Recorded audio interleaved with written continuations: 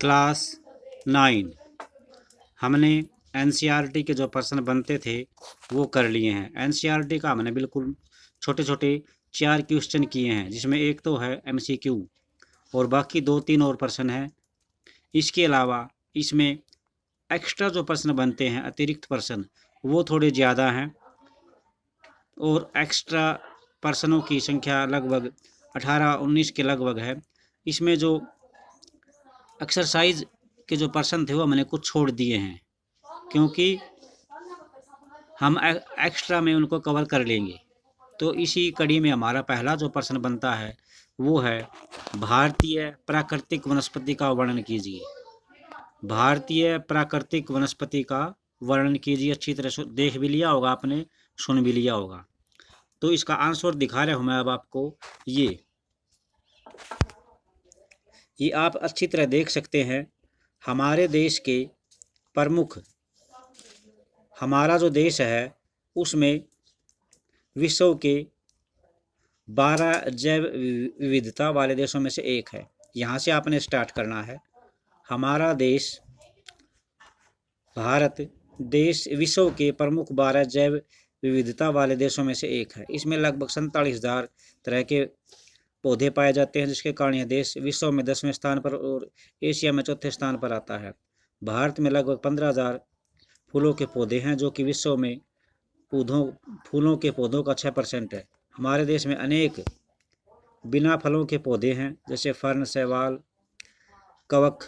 हमारे देश में 89,000 जातियों के जानवर और विभिन्न प्रकार की मछलियाँ ताज़े पानी की पाई जाती हैं। तो ये होता है भी इसका आंसर, और आपने अच्छी तरह सुन भी लिया होगा, देख भी लिया होगा, निशान भी लगा रखा है। ये फर्स्ट प्रश्न है। सेकंड जो प्रश्न है वो है प्राकृतिक वनस्पति किसे कहते हैं, या प्राकृतिक वनस्पति का क्या अर्थ है और प्राकृतिक वनस्पति से क्या तात्पर्य है। कोई सा भी एक आप लिख सकते हैं। प्राकृतिक वनस्पति वह वनस्पति है, प्राकृतिक वनस्पति उस वनस्पति को कहते हैं जिसमें मनुष्य की सहायता के बिना यह अपने आप पैदा होती है और लंबे समय तक उस पर मानव का प्रभाव नहीं पड़ता। इसे अक्षत वनस्पति भी कहते हैं। तो ये सारी लाइन आपने लिखनी है इसमें। प्राकृतिक वनस्पति से क्या तात्पर्य है, सेकंड प्रश्न हमारा। फिर दोबारा बता देता हूँ भी। वनस्पति का वह भाग जो कि मनुष्य की सहायता के बिना अपने आप पैदा होता है और लंबे समय तक उस पर मानव का प्रभाव नहीं पड़ता, उन्हें अक्षत वनस्पति कहते हैं। थर्ड, ये देखिए, फर्स्ट पर्सन हमने कवर कर लिया, सेकंड कवर कर लिया। थर्ड, देशज और विदेशज पौधों की परिभाषा दीजिए। देशज और विदेशज, अगर आपको हिंदी का ज्ञान अच्छी तरह से है तो आपको पता चल जाता है। यहाँ पर देश में पाए जाने वाले पौधे देशज कहलाते हैं और बाहर से आए गए पौधे विदेशज कहलाते हैं। फिर देखिए यहाँ पर इसका आंसर, भारतीय वनस्पति को देशज कहते हैं, किंतु जो पौधे भारत से बाहर से आए हैं उन्हें विदेशज पौधे कहते हैं। निशान लगा रखा है बिल्कुल साफ साफ क्लियर, इसको आप लिख लेना। थर्ड जो प्रश्न है भी, ये 5 नंबर का प्रश्न है थर्ड। फोर्थ, वनस्पति तथा वन्य प्राणियों में विविधता के प्रमुख कारणों का वर्णन कीजिए।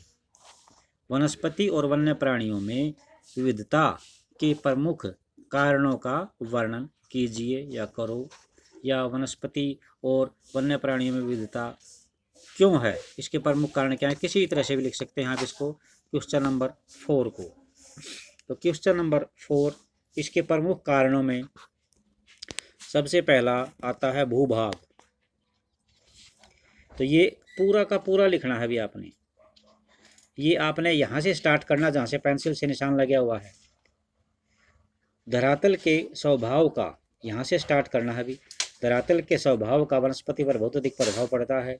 उपजाऊ भूमि पर अगर खेती की जाती है, असरदार खेती की जाती है, प्रभावी खेती की जाती है। उबड़ खाबड़ और असमतल भूभाग पर जंगल और घास के मैदान होते हैं जो वन्य प्राणियों को आश्रय प्रदान करते हैं। दूसरा है भी मिट्टी। ये पूरा का पूरा पैराग्राफ आपने लिख लेना है, पूरा निशान लगा हुआ है। भिन्न भिन्न स्थानों पर लेकर और शंकुधारी वन पाए जाते हैं। थर्ड है भी टेम्परेचर। टेम्परेचर भी आपने पूरा का पूरा नोट करना है। टेम्परेचर क्लियर पूरा लिखना है भी साफ साफ। फिर है सूर्य का प्रकाश, ये भी सारा लिखना है। सूर्य का प्रकाश वनस्पति के लिए, जीवों के लिए बहुत ज़्यादा आवश्यक है। और लास्ट है हमारा वर्षण, बारिश। आप सब जानते हैं कि बारिश के बिना कुछ भी नहीं है, न तो मनुष्य का अस्तित्व है, न पेड़ पौधों का, न जीवों का। तो बारिश हमारे देश में जून से सितंबर तक होती है और दक्षिण में पीछे हटते मानसून अर्थात नवंबर दिसंबर में भी होती है। तो वर्षण ये 5 पॉइंट हैं इसके। 5 पॉइंटों को अच्छी तरह, सिर्फ पहले पॉइंट में 2.5 लाइन छोड़नी है और बाकी सारा साफ साफ लिखना है। उसके बाद हमारा प्रश्न बनता है भी नेक्स्ट 5th, वनों के महत्व पर नोट लिखिए। वनों के महत्व पर नोट लिखिए, या वनों के लाभ लिखिए, या वनों का हमारे दैनिक जीवन में क्या महत्व है, या वन हमारे लिए किस प्रकार लाभदायक है। तो ये कोई सा ही प्रश्न आप लिख सकते हो इनमें से। तो क्वेश्चन नंबर 5 ये है भी, वन नवीकरणीय संसाधन है भी। वन नवीकरणीय संसाधन है और वातावरण की गुणवत्ता बढ़ाने में प्रमुख भूमिका है। वन स्थानीय जलवायु, मृदा अपरदन और नदियों की धारा का नियंत्रण करते हैं। ये बहुत सारे उद्योगों के आधार है, जैसे कृषि पर आधारित उद्योग और कृषि पर आधारित उद्योग बहुत सारे उद्योगों के लिए नींव तैयार करते हैं, जैसे चीनी उद्योग, वस्त्र कपड़ा उद्योग, वनस्पति उद्योग और फर्नीचर उद्योग, बहुत सारे डिपेंड करते हैं।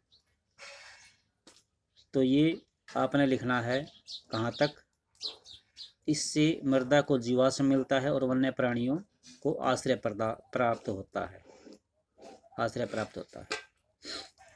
फिर है भी नेक्स्ट पर्सन, वन्य क्षेत्र, क्वेश्चन नंबर 6, वन्य क्षेत्र कम होने के प्रमुख कारण क्या हैं।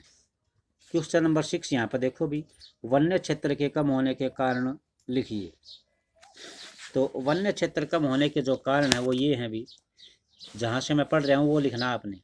कृषि के लिए ज़्यादा क्षेत्र की मांग, कृषि के लिए ज़्यादा क्षेत्र की मांग, उद्योगों का विकास, शहरीकरण की परियोजनाएं और पशुओं के लिए हरे चारे की व्यवस्था से वन्य क्षेत्र कम हो रहा है।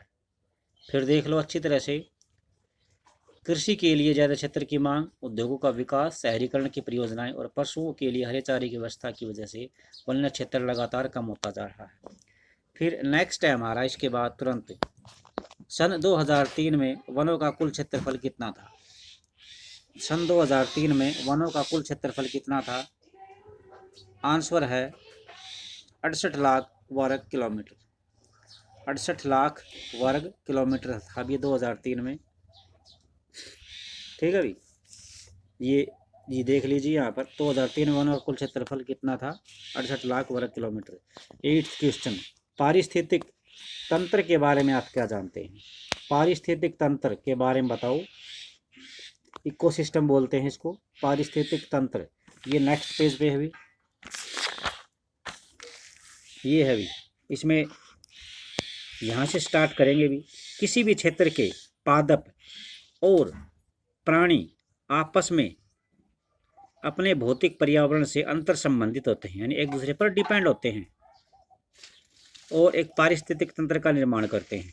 मनुष्य भी इस पारिस्थितिक तंत्र का एक अविच्छिन्न, जिसको हम अलग नहीं कर सकते, ऐसा भाग है। मनुष्य भी इस पारिस्थितिक तंत्र का एक न अलग किया जाने वाला भाग है।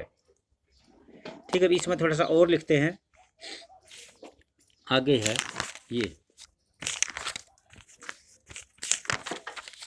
ये पेज नंबर लास्ट पे है भी, मनुष्यों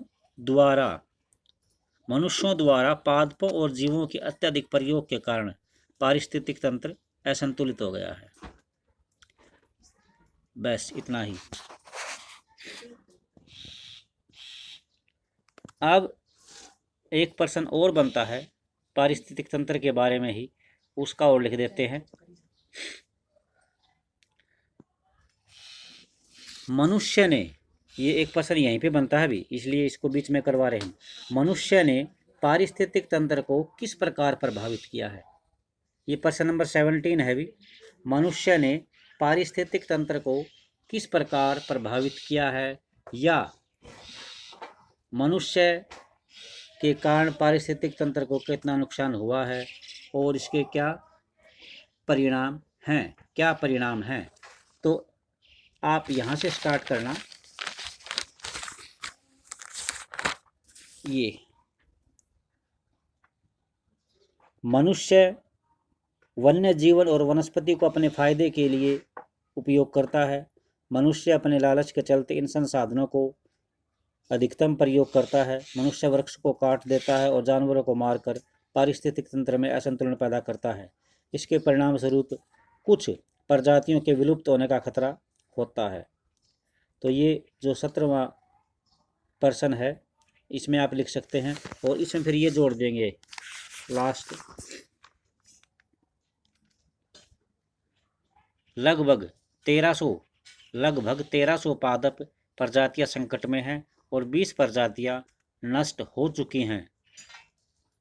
62 वन्य प्रजातियां भी खतरे में हैं और कुछ विनिष्ट हो चुकी हैं। तो ये 2 लाइन लिखनी है यहाँ से आपने। 1300 पादप प्रजातियां संकट में हैं और 20 प्रजातियां विनिष्ट हो चुकी हैं। बस ये 2 लाइन। 1300 पादप प्रजातियां संकट में हैं और 20 प्रजातियां विनिष्ट हो चुकी हैं। इसके बाद हम नेक्स्ट आगे बाद में करवाएंगे। आज के लिए इतना ही। थैंक्स।